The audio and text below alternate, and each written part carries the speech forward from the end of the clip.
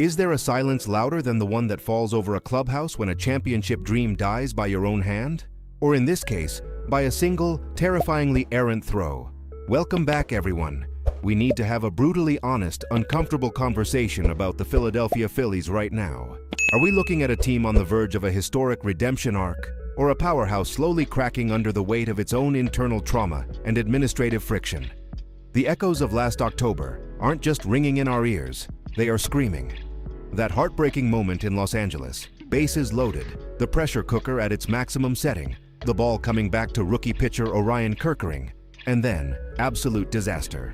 The throw sails over JT, Real Muto's head, and just like that, the season evaporates into the California night. It's the kind of play that doesn't just end a playoff run, it stains the soul of a franchise for years. Kerkering himself admitted it recently in a raw interview with The Athletic, saying that moment is going to affect him for the rest of his life. The more you think about it, the more it drains you, he said. That is heavy, suffocating baggage for a young arm to carry into a new season. But the cracks aren't just on the field. We have to address the massive elephant in the room, the escalating tension between the front office and the face of the franchise. When President of Baseball Operations Dave Dombrowski publicly criticized Bryce Harper's play, it sent shockwaves through the entire organization. Harper's response, he called it wild. He reminded everyone of the sacred promise to keep things in-house. When your superstar feels blindsided by management, you are playing with fire. This isn't just about baseball anymore, it's about trust. It's about the delicate ecosystem of a championship contender that feels like it's fraying at the edges.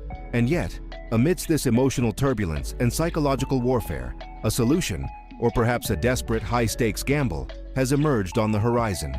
We are hearing whispers, loud whispers from insiders like Fansided's Zachary Rotman about a move that could stabilize this rocking ship.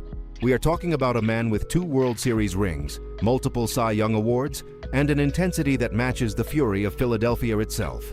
The prediction is on the table. The Phillies are being linked to none other than Max Scherzer. This isn't just a rumor, it's a potential lifeline. But is it a lifeline, or is it throwing a stick of dynamite into a fire? The Phillies have one of the best rotations in the league on paper.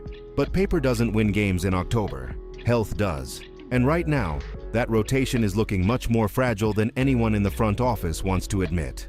Let's dig much deeper into why this specific connection is happening right now and look at the historical precedent for this kind of move. To understand the Scherzer possibility, you have to understand the void he would be filling and the history of Dave Dombrowski's aggressive management style. Dombrowski is known as a win-now architect. He did it in Florida, he did it in Detroit, he did it in Boston. He trades prospects for stars. He signs veterans to push a team over the edge. Historically, the Phillies have always thrived when they have a true bulldog at the top of the rotation. Think back to the legendary days of Roy Halladay's perfect game or Cliff Lee's stoic dominance. The city of Philadelphia craves that certainty. They need a pitcher who doesn't just throw the ball, but attacks the hitter with visceral aggression. Right now, the rotation is a question mark wrapped in an enigma. We are looking at a scenario where the reliability of the starting 5 is being tested severely. We have Zack, who is elite, but the mileage on his arm is increasing every year. Behind him, there are massive questions. Nola can be brilliant or baffling. Ranger Suarez is a wild card. The back-end options? Let's be honest with ourselves. They don't inspire the kind of fear that wins championships in November against lineups like the Dodgers or the Braves. Max Scherzer has made his intentions crystal clear. He wants a contender, he wants a ring, and he is willing to wait for the perfect situation. This is a chess move, not a checkers move. Scherzer isn't looking for a paycheck to retire on. He's looking for a legacy play to cap off a Hall of Fame career. But there is a darker, more urgent context here, a shadow looming over the entire National League East. We cannot ignore the New York Mets. They are always there, aren't they? Lurking like a shark in the water. The Mets are a serious threat, and if they manage to snag Scherzer before Philadelphia does, it shifts the balance of power dramatically. Remember, this is the same Mets team that managed to steal Bo Bichette away, a move that still stings for many of us and changed the complexion of the division's infield defense. If New York adds Scherzer's arm and his clubhouse presence to their roster, they aren't just strengthening themselves, they are actively weakening the Phillies' path to the division title. This is an arms race, plain and simple. And right now, Philadelphia cannot afford to blink. If Scherzer goes to Queens, the Phillies are left holding the bag with a rotation that is one injury away from collapse. Now, let's project this forward and analyze the real impact using the protocol of expansion on the roster and the salary cap. Imagine the clubhouse dynamic if this deal goes through. You have Bryce Harper, already feeling a bit alienated by the front office's public comments, perhaps feeling like the family atmosphere has been breached. You have Orion Kerkering, a young talent battling the psychological demons of a postseason error that he says will drain him forever. Into this volatile mix, you drop Max Scherzer, arguably the most intense, vocal, and demanding competitor of his generation. This could go two ways, and the difference is the season. Scenario A, Scherzer becomes the stabilizing veteran presence, the war daddy who takes the pressure off the young arms. He mentors Kerkering on how to handle failure because Scherzer has been there. He has given up big home runs and come back to win titles. His mad genius energy aligns perfectly with Philly's grit. Scenario B, it's combustible. Scherzer is not known for being quiet or diplomatic. If the team struggles, if the in-house drama continues to leak, adding another massive personality could be the spark that blows up the powder keg. But frankly, at a predicted price tag of around $10 million, isn't that a risk you have to take? Let's talk cap hit. In the modern MLB economy, $10 million for a Hall of Fame arm, even in the twilight of his career, is a bargain. It's a calculated gamble with massive upside. It doesn't cripple the franchise's ability to make other moves at the trade deadline.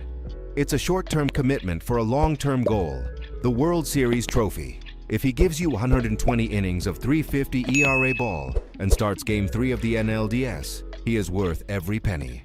Let's look at the data and the what-ifs. Even in limited innings recently, Scherzer's strikeout numbers and his ability to limit hard contact remain elite when he is locked in. The Phillies' current back-end starters are serviceable, but are they Game 7 reliable? Probably not. If Zack misses any time, even a 2-week IL stint, the drop-off is precipitous. Scherzer provides a floor that the current roster simply does not have. And let's talk about the fans. Half the city is still furious about the way last season ended. They want blood. They want action. They are tired of almost. Signing a name like Scherzer signals that the front office is still all in, despite the internal friction. It changes the narrative from Dombrowski versus Harper to the Phillies are building a super team. It buys goodwill, and more importantly, it buys wins. It tells the locker room, we believe in you and we are giving you the weapons to finish the job. So, where does this leave us as we look toward spring training? We are standing at a definitive crossroads for this era of Phillies baseball. The pain of that loss in Los Angeles, the image of the ball sailing over Real Muto's head, it can either be the anchor that drags this team down into mediocrity or the fuel that burns the engines hotter than ever before. The friction between Harper and management is a wake-up call, a stark reminder that chemistry is fragile and needs to be protected, nurtured, and respected. But the potential arrival of Max Scherzer offers a path through the fire. It is a bold declaration that the window is open now and excuses will not be tolerated. It is a move that says the Phillies are not afraid of big personalities or big moments. We have to ask ourselves the hard questions. Are we content with good enough, or do we want to be undeniable? The Mets aren't waiting, they are plotting. The Braves aren't waiting, they are reloading. The Dodgers certainly aren't waiting, they are spending billions. If Dave Dombrowski wants to smooth things over with his superstar and his fan base, putting a contract in front of Max Scherzer is a hell of a way to start. It says, we are here to win, at all costs. It bridges the gap between the front office and the dugout. It gives the fans a reason to believe that the heartbreak of last year was just the prologue to a championship story. I want to hear from you guys in the comments right now because this is the debate that will define the offseason. Do you think Max Scherzer is the missing piece to fix this rotation, or is he too old and too risky for this roster? And whose side are you on regarding the Harper versus front office drama? Was Harper right to call it wild and demand privacy? Or did he need a push from management to reach the next level? Drop your thoughts below. Smash that like button if you want the Phillies to be aggressive and sign Mad Max, and subscribe so you don't miss a single update as this story develops. Let's get the conversation started, because in Philadelphia, the season never really ends.